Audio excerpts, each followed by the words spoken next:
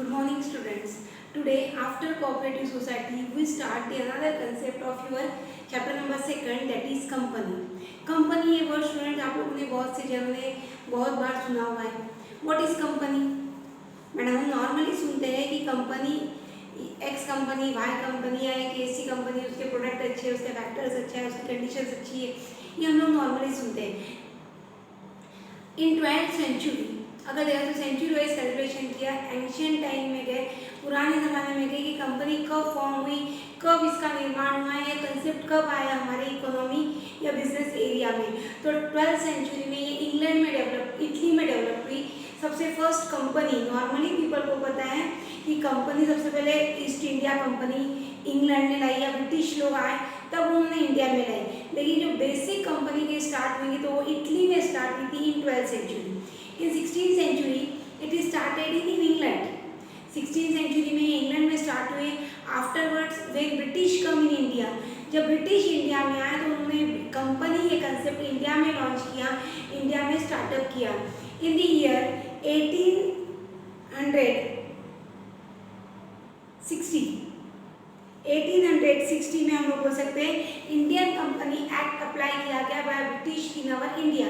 Afterwards in 1956 after our independence, जब republican हो गए इंडिया, रिपब्लिकन डे सेलिब्रेट हो गया, पूरा संविधान बन गया इंडिया का. In 1956 the Indian company act 1956 was pass. ये एक्ट बहुत सालों तक वर्क किया है बेटा.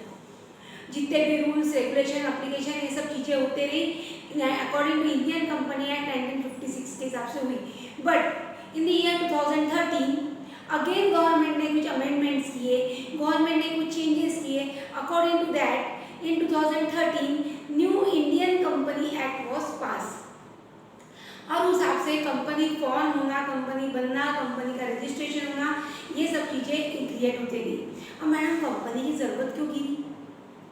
कंपनी कैसे आई ये पता चल गया. सबसे पहले वो इटली में आई, उसके बाद लंदन में आई, उसके बाद इंडिया में जब ब्रिटिश आए तो ब्रिटिश ने इंडिया में कंपनी ये कंसेप्ट लाया. बट मैडम इसकी ज़रूरत क्यों हो गई? Why there is a need of creation of a company.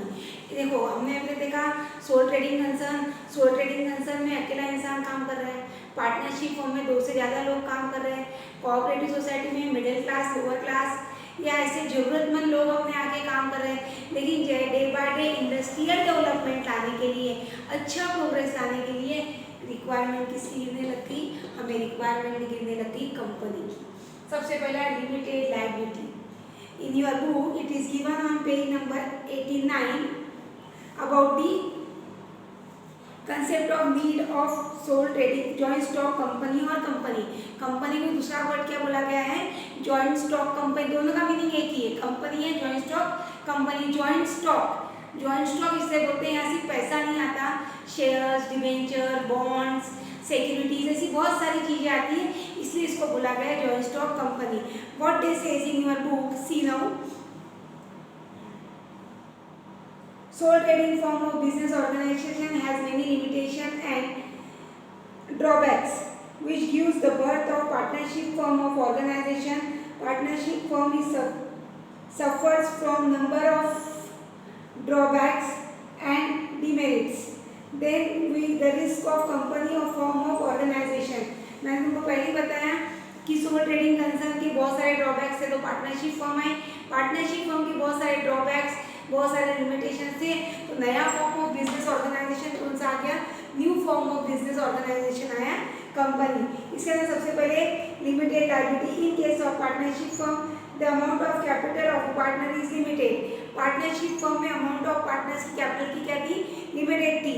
According to their liability members की लायबिलिटी क्या थी? अनलिमिटेड थी या मोर थी.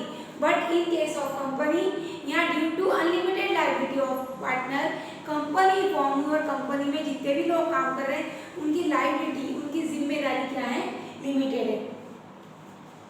Change in the production system. Second, हमारी जरूरत क्यों गिरी?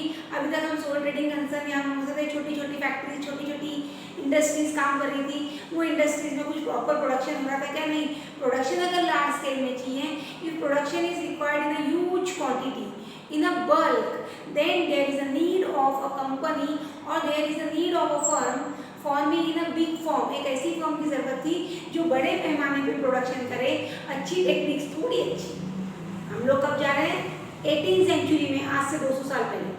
थोड़ी अच्छी टेक्निक से कार्य किया जाए तो हमारी इकोनॉमी, हमारे भारत का डेवलपमेंट या ओवरऑल वर्ल्ड में डेवलपमेंट हो, सो दैट लार्ज स्केल पे प्रोडक्शन होना चाहिए, प्रोडक्शन लेवल इंप्रूव होना चाहिए। इसके लिए जरूरत किसकी गिरने लगी? कंपनी की। थर्ड है adequate capital and efficient management. हमने देखा सोल ट्रेडर का कैपिटल अनसफिशिएंट था।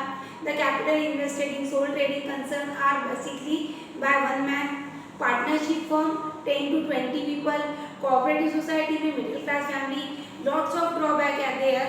इन company there is no limitations. In case of private company 50 members are there. In case of public company no limitations on the membership. तो यहाँ क्या बोला गया? Adequate capital and efficient management. यहाँ लगे उतना पैसा आ सकता है और मैनेजमेंट करने के लिए, कंपनी को चलाने के लिए, ऐसा नहीं जिसने पैसा डाला वही कंपनी चलेगा। Any person can be appointed as an officer, as an worker, as an management committee of a company, so that the management is more efficient as compare to other forms of business organisation. Next है economy of large scale production. अगर हम लोग कोई भी चीज़ quantity में produce करें तो जब क्वांटिटी में goods and services are produce, the cost, the expenses which are required for production is always economy, यानी कम खर्चे में हम ज़्यादा उत्पादन कर सकते हैं। That is economy of large scale production. को यही बोला गया है कि हम मिनिमम एक्सपेंसेस पुट करके, कम से कम खर्चा पुट करके मैक्सिमम आउटपुट कर सकते हैं इन दी कंपनी। नेक्स्ट है स्पेशल प्रिविलेज। बहुत सारे privilege Indian government, other government हम लोग बोल सकती दे रही किसको? कंपनी को। After our revolution in 1956 government of India ने बहुत सारी इंडस्ट्रियल एक्ट पास किए, बहुत सारी इंडस्ट्रियल स्कीम पास की। उसके थ्रू इंडस्ट्रियल डेवलपमेंट होना चाहिए, रैपिड ग्रोथ ऑफ इकोनॉमी होना चाहिए। इसके लिए क्या किया? स्पेशल प्रिविलेज यानी फायदे, एडिशनल बेनिफिट को क्या बोला गया? प्रिविलेज, जो ज़्यादा की सुविधाएं दी जाती है यानी एक्स्ट्रा का लिए कंपनी के डेवलपमेंट के लिए किसको दी गई है? कंपनी को। इन दिस वे बेटा हम लोग देख सकते हैं कि इकोनॉमी में डेवलपमेंट के लिए हम लोग हो सकते हैं सोल ट्रेडिंग कंसर्न, कोऑपरेटिव और पार्टनरशिप, ये लोग बहुत कम गिर रहे थे प्रोडक्शन सेक्टर के लिए। हम लोग को इसलिए नीड सर्वराइज भी कही थी जॉइंट स्टॉक कंपनी की।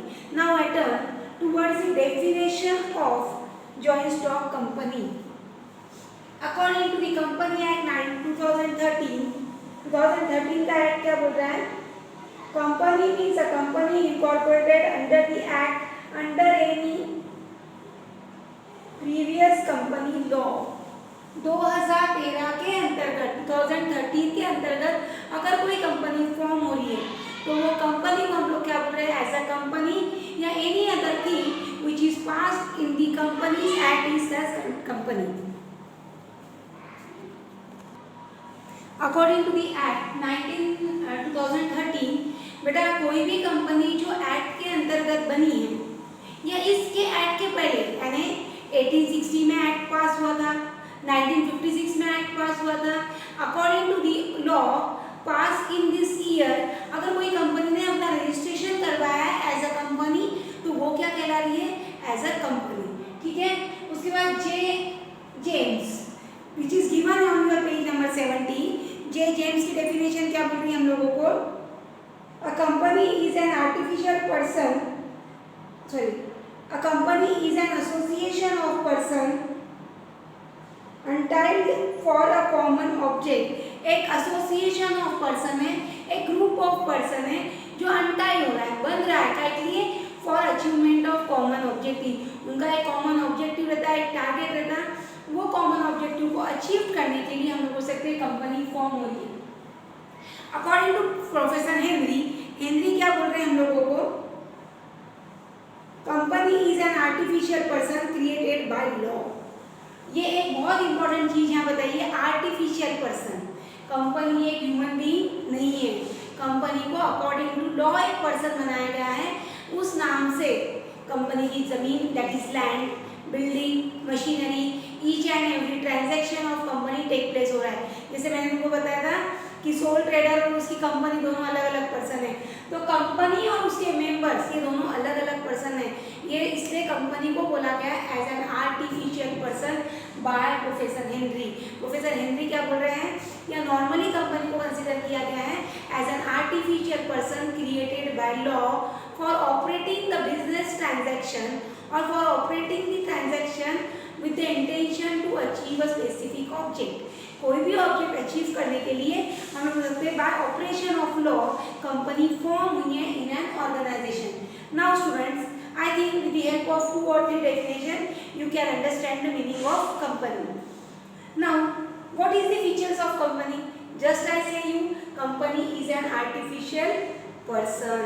Company क्या है बेटा? Artificial person. In this regard, what is said? A company is an artificial person created by law. It cannot be seen or touched or exist in the eyes of law. It has no physical shape. Company eyes of law में दिखती नहीं, उसको कोई physical shape है क्या? नहीं, but still it is an artificial person. अगर कुछ भी कार्य हो रहा है, कुछ भी एक्ट हो रहा है, तो किसके नाम पे होने वाले? It is always done in the name of company, so that company is treated as an artificial person. Voluntary association for profit. Voluntary association means the member which are involved to become a member of a company or the person who become the member of the company is a voluntary। वो अपने इच्छा से बनते क्या? Company के member. किस intention से बन रहे हैं? कि उन्हें क्या कमाना है? For the intention to earn profit. Voluntary association for profit. Company का एक ही एम है, सिर्फ प्रॉफिट कमाना। कोऑपरेटिव सोसाइटी प्रॉफिट कमाने के इंटेंशन से काम है क्या? नहीं, वो सर्विस देने के लिए for the better life of people के लिए फॉर्म हुई है। बट कंपनी एक वॉलेंटरी एसोसिएशन है। मैडम, कोऑपरेटिव सोसाइटी भी तो वॉलेंटरी एसोसिएशन थी, कंफ्यूजन नहीं होना है। Company voluntary association of member है, but only for profit intention वो वर्क कर रही है। A company is form for earning profit. The profit earned by the company are distributed and to the shareholder or member of the company. Company क्या हो रही है? Always जो बन रही है, मैंने पहले बताया, जितने भी उसके मेंबर है, जितने भी उनके शेयर होल्डर है, इनमें वो डिवाइड हो जाती है। सेपरेट लीगल एंटाइटी, इसको एक लीगल एग्जिस्टेंस है, एक लीगल एंटाइटी है, एक लीगल वर्थनेस है। In the eyes of law each thing will happen in the name of company. What is given in your page number 70? The existence of company is distinct from its member because a shareholder can either be enter into a contract of any sort with a company. The property of the company belong to the company itself, not to the shareholder or member. Or we can say that all the transactions made in the company are in the form of company, not by the officer or not by the member. Company, मैंने बोला आपको, special entity है, legal entity है। क्यों? क्योंकि company खुद के नाम पे सारे ट्रांजैक्शन करती। जो प्रॉपर्टी कंपनी की रहती है वो कंपनी की रहती है, उसके मेंबर की रहती क्या? नहीं। सोल ट्रेडर ने अगर अपनी दुकान के नाम पे जमीन खरीदी तो जमीन किसकी होगी? उसकी। बट कंपनी के नाम पे अगर कोई लैंड है, कोई बिल्डिंग है, कोई प्रॉपर्टी है, तो that is always of a company. Company के मेंबर्स में उसका कोई भी राइट्स रहता नहीं। कॉमन सील, कंपनी नोन होती है उसके कॉमन सील से। कॉमन सील यानी उसका जो स्टैम्प रहता, उसका जो लोगो रहता, तुम्हारे सर्टिफिकेट्स, तुम्हारे जितने भी स्कूल के डॉक्यूमेंट्स है, कॉमन सील, उसके ऊपर क्या रहता है? एक स्टैंपिंग रहता है, विवेकानंद विद्या विहार, विवेकानंद एकेडमी, और उसके ऊपर सिग्नेचर किसकी रहती? प्रिंसिपल की। प्रिंसिपल चेंज हो सकते, लेकिन एकेडमी चेंज होगी क्या? नाम चेंज होगा क्या? नहीं। कंपनी के मैनेजमेंट पीपल चेंज होंगे, बट कंपनी की जो कॉमन सील है, ये कॉमन सील कभी भी चेंज होती नहीं। What is given? The law required every company has a seal with its name. अगर देखो लॉ क्या बोल रहा है? हर कंपनी को रिक्वायर्ड है a company seal with its name. Company seal indicate the identification of company and its own identity as a seal. Company का name उसके सील पे मेंशन रहता है, उस पे चीजों पे मेंशन रहता है। उसके बाद है perpetual succession. Perpetual succession means a company carries. Next point है हमारा परपेचुअल सक्सेशन। कॉमन सील हमने देखा। Perpetual succession means a company can be succeed और continuously work. whether the member of the company are present or not. हमने देखा था partnership firm में एक पार्टनर चला गया, दूसरा पार्टनर चले गया तो पार्टनरशिप फर्म बंद हो जाएगी.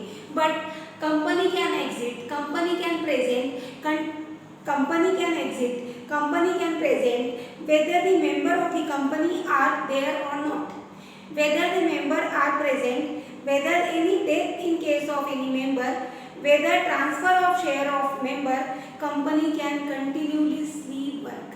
कोई भी मेंबर अपना शेयर ट्रांसफर कर रहा है, शेयर होल्डर अपना शेयर ट्रांसफर कर रहा है, तो कंपनी कंटिन्यूसली वर्क कर रही है. कंपनी कभी भी बंद होगी क्या? नहीं. उसका सक्सेशन है वो कंटिन्यूशन में चल रहा है. Company will not easily lock down और क्लोज डाउन. लिमिटेड लायबिलिटी मैंने यही आपको एक्सप्लेन किया था. Limited liability, the liability of the member of the company और the liability of the share holder of the company is limited up to the value of share they have purchased in the company. Company के जितने के shares वो purchase कर रहे हैं उतनी ही उनकी लायबिलिटी है. In case of any default, in case of any drawbacks, the company's member are liable to the value of shares. Company के मेंबर जो रहते हैं वो वैल्यू ऑफ शेयर तक ही लायबल रहते हैं, बियॉन्ड दैट उनकी लायबिलिटी रहती नहीं. In this way student, today we consider the concept of company and its feature. In our next session we see importance and types of company. Thank you.